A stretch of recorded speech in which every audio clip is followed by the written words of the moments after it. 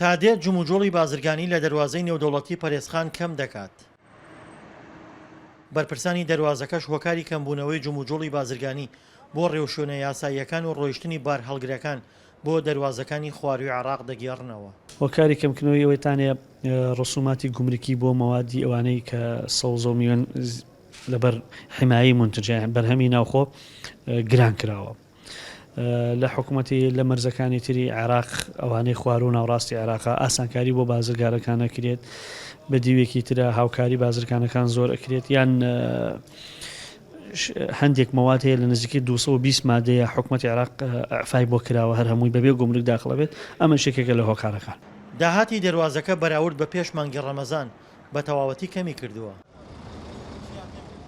ئەو بازرگان و شۆفێرانش لە دەواازەکەش کار دەکەن هۆکاری ڕۆیشتنی بار هەڵگرەکان بۆ دەواازەکانی خواروی عێراق بۆ ئەو ڕۆژێنە گومرکیانە دەگێڕنەوە کە لە هەرێم گیراونەتە بەر و لە عێراق چاوپۆشیان تێدا دەکرێت. وەکو مەرزی نێودەوڵەتی پەرێزخان لەلایەن بارەوە هیچ بارێکی تیان نەماوە، بە بۆنەی هەندێک ڕسوماتۆ کە لێمانەسەن و بۆنەی هەندێک شتۆ کە زیاوی کردا هەمووی لە منزەریە و مەنەلیوە بارەکانمان هەرمووی دەرەچیە، بە بۆنەی ئەوەشەوە نە ئیشمان ماوە نە کارمان ماوە. ئەم مەرزە 2700 و تقریبا 30 سایق لەسەرەتی هەمووینان بڕاو کراوە.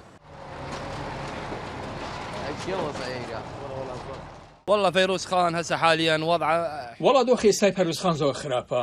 لە مانگێکدا یەک بارمان هەیە، بەم شێوەیە سوود نابینێن، هیچ ئیشیەکی تێدا نییە.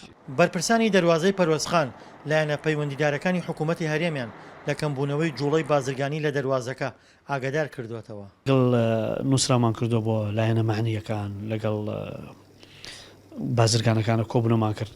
ئێستا دوایەوە کۆبنەی تریشمانە بێت لەگەڵ بنکەکان و لەگەڵ لایەنی پامە بۆی بتوانین هیچ نەبێت ئەو بازرگانە دووبارە ئاڵوگۆڕی بازرگانی یان حەجمی بازرگان لەم دەواازە زیاد بکەینەوە. شۆفێرەکانی جەخت لەسەرەوە دەکەنەوە گەر حکوومەتی هەرێم پێداچوونەوە بە ڕێوشوێنە گومرکەکان بکات جارێکی تر جوڵە بۆ دەواازەی پەروێزخان دەگەڕێتەوە. 100% بە تاکیدی بارەکان هەرمووی دێتەوە ئەم ڕسوماتانە کەم و بکرێ و حکوومەتی هەرێمی کوردستان بێتە دەم داواکاری ئەم شۆفێرێر و ئەم مەرزیە لە هەم مەرزێرە بەروبوومی ناوخۆی هەیە خۆ بە گیرفانی سایقان ناچێت بەڵێ سایق ئیسفادەی لێەکە بەس وەکو شۆفێر ئیسفادەی ئەوە تا ئیگوازیێتەوە نێتە داواکاری و ئەم مەرزە هەتا بێ بۆ فەشەل بوونەڕوە. ئەو بازرگان و شۆفێرانەی لە دەواازەکانی هەرێم بەگشتی کار دەکەن نیگەرانن لەو کۆمپانیانەی کە لە دەواازەکان و بە ناوی جیاجیاوە پارەیان لێوەردەگرن. دڵشاد ئەنوار، دەنگی ئەمریکا، پەروێزخان.